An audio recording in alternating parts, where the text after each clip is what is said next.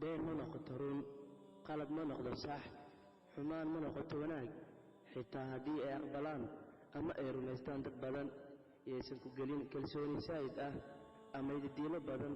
goortii qofku yiraahdo waan ku jeclahay su'aasha saxda ah waxa weeye ilaa ay goorma sababtoo ah sida xilliga sanadka isu bedelaan ay dadkuna isku bedelaan goortii xumaan lagu sameeyo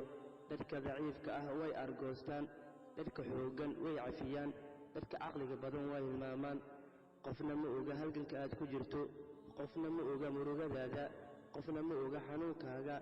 laakiin waxay dhammaan ogaadaan oo sii wadwadaan haddaad samayso hal qalad dadka qalbiga fiican wax badan bay dadka caabiyaan wax badan bay bixiyaan si dhab bay wax u jeclaadaan haddana waxaa soo gaara waxyeelada ugu badan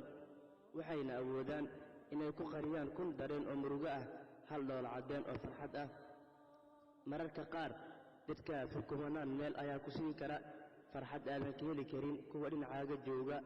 ha u noqon addoon shaqadaada ha ku lumin wakhtigaaga wax aan dan kuugu jirin ha ku dayicin daryeelka naftaada madadaalo micno la'aan ah ha u baabeen naftaada shakhsi ama shaqo